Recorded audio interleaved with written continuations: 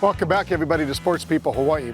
Elizabeth Sneed, also known as Curvy Surfer Girl, is leading a movement, and it's one that's generating big waves and turning a whole lot of heads.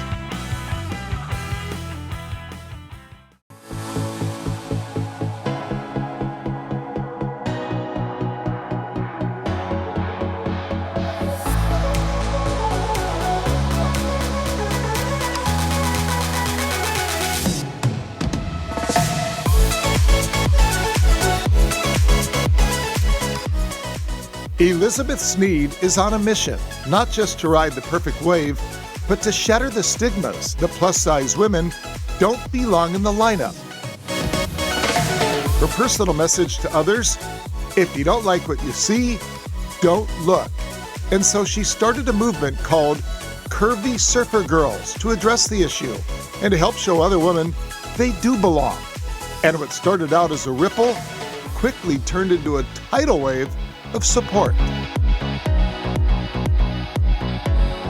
Curvy Surfer Girl was started in June of 2020 to address the lack of representation in women's surfing, especially when it comes to body size and body diversity. We haven't seen any body diversity really in surfing in the last 60 years for women. And so I saw that there was that niche missing. The first 6 months, we gained 10,000 followers on Instagram, and then it's just continued to exponentially grow over the last year. We're now approaching 50,000 followers, and it's changing women's lives. As a teenager, Elizabeth nearly drowned in the ocean, but through surfing, she gained her courage back, was able to get back in the water. Now she's trying to help others overcome their own fears. So many women have been conditioned to believe that once they've hit a certain size, they should no longer be in the ocean because they're ugly or they're disgusting or they're disruptive because their bodies are not the idealized version of what a woman in surf culture should be. And it's not just plus-size women that have jumped on the Curvy Surfer Girl wave.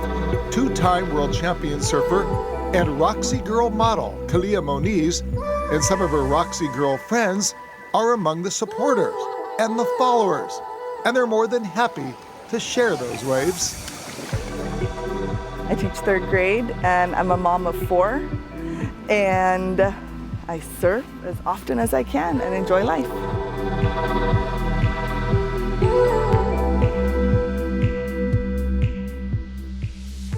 Noelle Del Cid said she heard about Elizabeth and her movement through a friend. So I looked her up on Instagram and started following her, and I reached out to her, and we just kind of connected, we clicked, and we've been doing things together and surfing and promoting positive body image.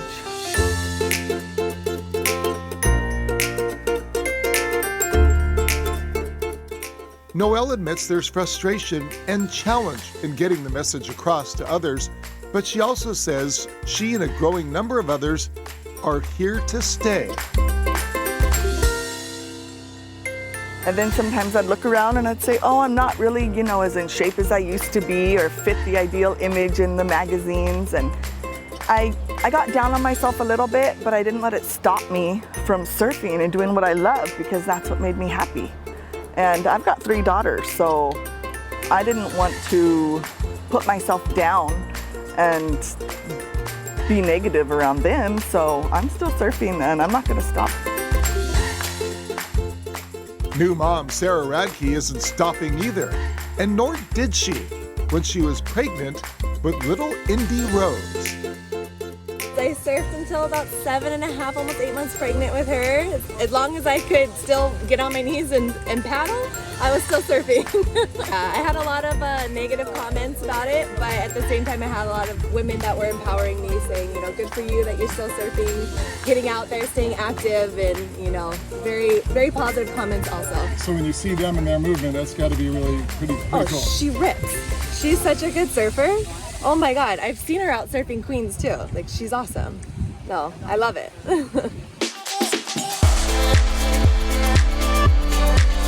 Something else Elizabeth is working to change: the entire surf industry.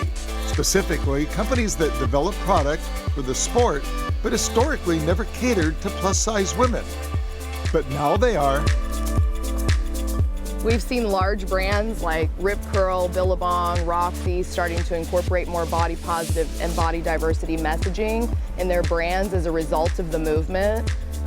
So that alone right there is signifying significant social change in the industry. Most of the surf industry makes their suits for adolescent females, which are between the ages of 12 and 18. And then, of course, the marketing is also in alignment with that. So yeah, there was nothing for us to wear above a size 12, 14 in women's surfing. And I started at a 16, 18. So I was automatically disqualified from going into any of the major surf brands and buying a wetsuit, a long suit, a bikini that would fit me. Now women like Elizabeth can find the fit they're looking for.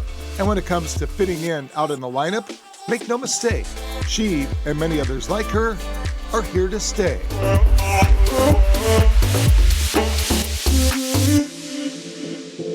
So what we have to do is we have to educate women to help them believe and understand that those stigmas and that shame that's been attached to women surfing for decades, it's over. You know, we're ending that with the Curvy Surfer Girl movement by showing that your body is strong and amazing despite your weight, despite whatever health challenges or changes you've experienced physically. You can surf and you belong in the water and there is no shame. You're welcome in these waves. On behalf of 7-Eleven Hawaii, we commend Elizabeth on the Curvy Surfer Girls movement.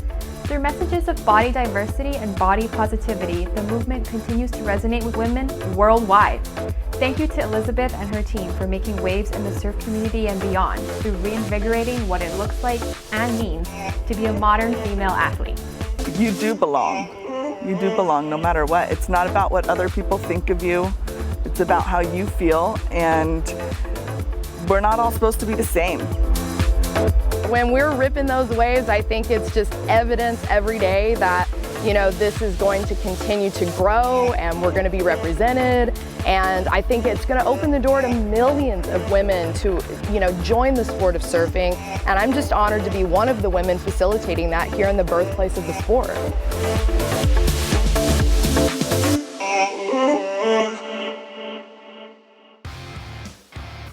If you want to learn more about her Curvy Surfer Girl movement, just find her on Instagram, Facebook, or check out her website.